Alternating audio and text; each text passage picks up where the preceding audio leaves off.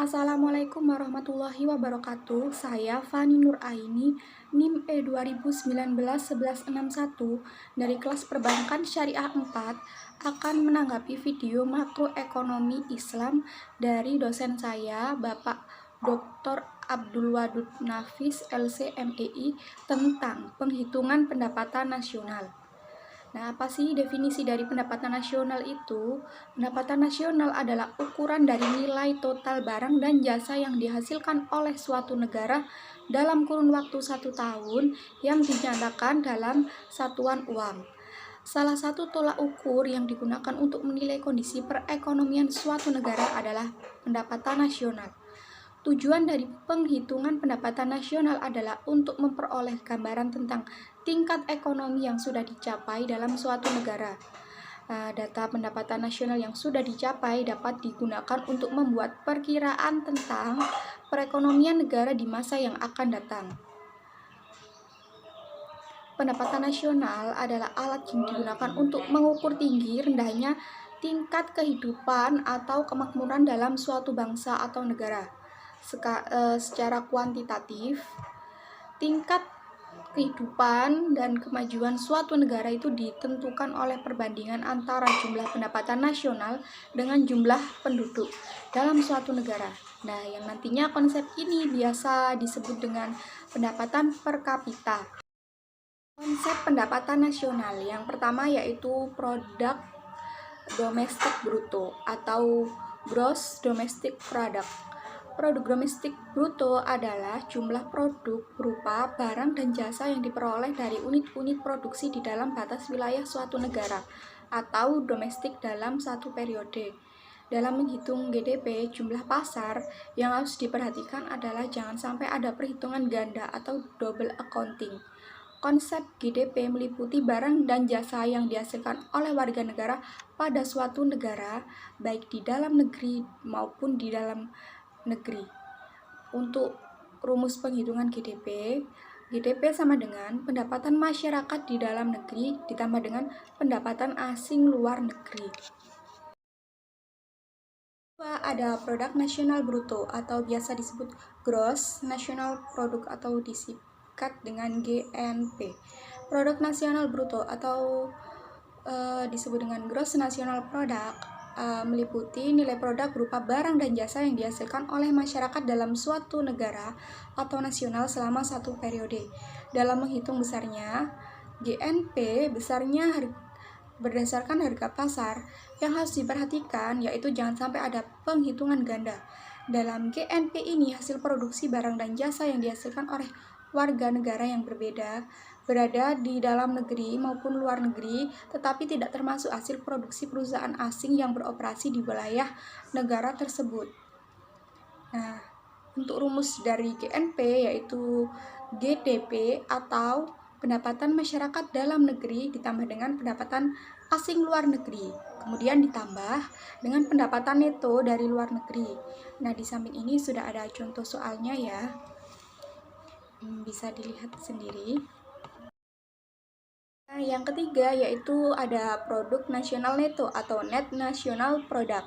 Produk nasional neto atau NNP adalah jumlah GNP yang dikurangi dengan barang modal sebagai penggantian penyusutan bagi peralatan yang digunakan untuk memproduksi barang dalam proses produksi umumnya bersifat tafsiran sehingga dapat menimbulkan kesalahan meskipun relatif kecil. Penyusutan adalah berkurang barang yang sudah lama karena pemakaian. Contoh, untuk penghitungan NNP memiliki rumus GNP dikurangi dengan penyusutan. Nah, di samping ini sudah ada contoh soalnya. Penyusutan alat di perusahaan A sebesar 11.400. Maka jumlah NNP adalah, kita masukkan rumusnya, kemudian kita masukkan angkanya, GNP-nya sebesar 6.375.600 dikurangi dengan 11.400, maka hasilnya 6.364.200. Yaitu ada pendapatan nasional neto atau net national income.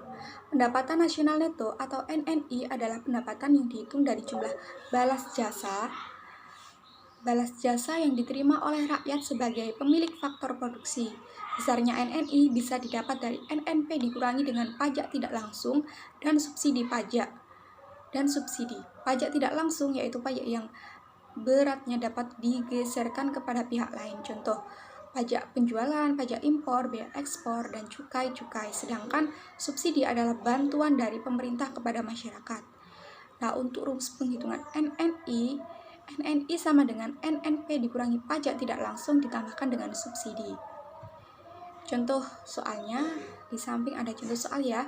Pajak penjualan barang sebesar 125.000 dan subsidi sebesar 30.000. Maka jumlah NNI adalah, kita masukkan rumusnya, kemudian kita masukkan NNP-nya tadi 6.364.200 rupiah dikurangi dengan 125.000 yaitu pajak dan ditambah dengan 30.000 yaitu subsidi. Maka hasil yang diperoleh sebesar 6.269.200 miliar rupiah. Selanjutnya ada pendapatan perseorangan atau personal income. Pendapatan perseorangan adalah jumlah pendapatan yang diterima oleh setiap penduduk dalam masyarakat termasuk pendapatan yang didapatkan tanpa memberikan suatu kegiatan yang lainnya. Pendapatan perseorangan dapat diperhitungkan dari NNI dikurangi dengan 1. Pajak perseorangan, yaitu pajak yang dibayar oleh setiap badan usaha kepada pemerintah. Yang kedua, laba yang tidak dibagi, yaitu jumlah laba yang tetap ditahan di dalam perusahaan untuk tujuan tertentu, contohnya untuk keperluan memperluas wilayah perusahaan.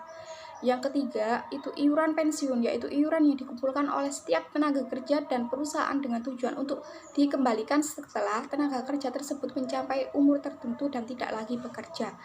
Yang keempat, yaitu asuransi, yaitu perjanjian antara dua pihak, di mana pihak satu harus wajib membayar iuran yang lainnya dan pihak yang lain harus memberikan jaminan penuh kepada pembayar iuran tersebut. Dalam pendapatan perseorangan, termasuk juga pembayaran transfer atau transfer payment. Transfer payment adalah pembayaran di negara-negara yang dibayarkan kepada orang-orang tertentu.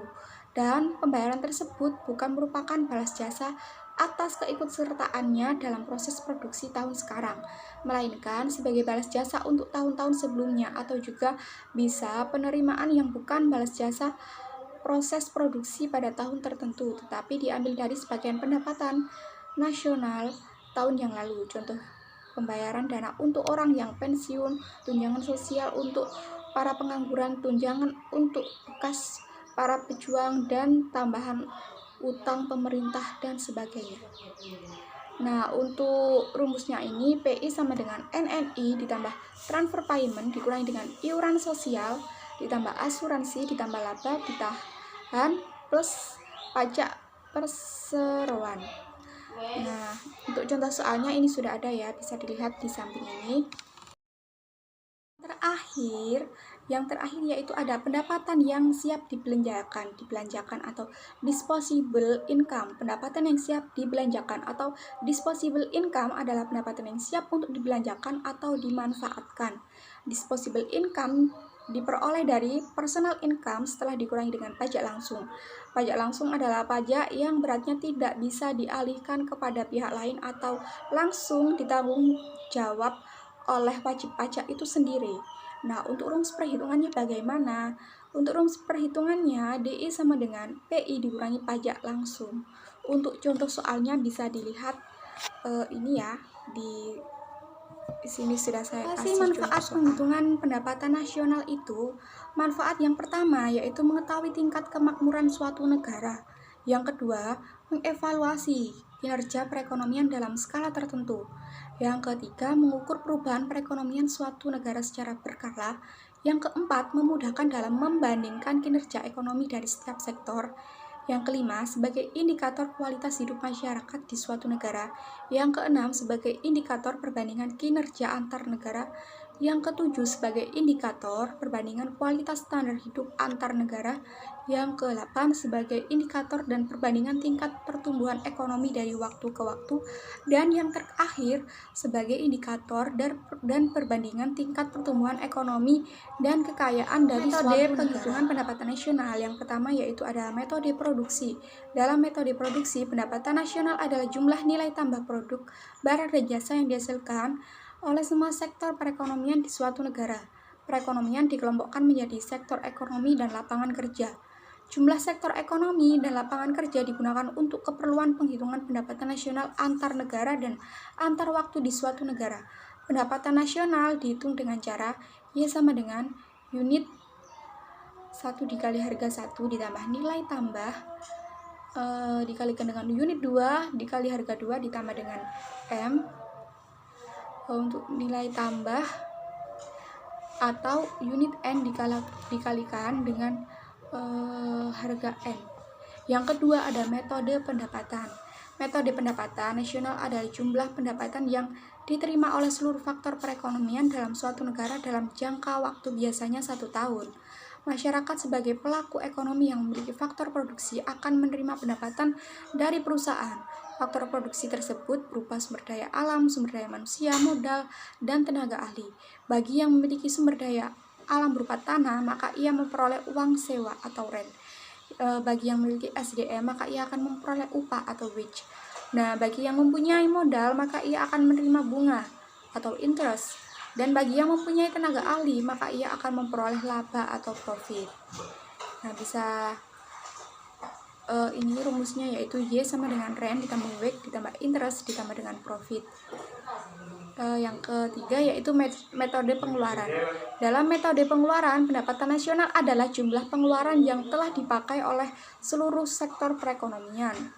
Perekonomian dikelompokkan dalam 4 sektor yang sama dalam metode pendapatan. Hasil perhitungan pendapatan nasional berdasarkan ketiga metode tersebut berdasarkan teori akan menghasilkan angka yang sama untuk negara yang sama pada tahun yang sama. Jika terdapat perbedaan, biasanya nilainya relatif kecil atau tidak material.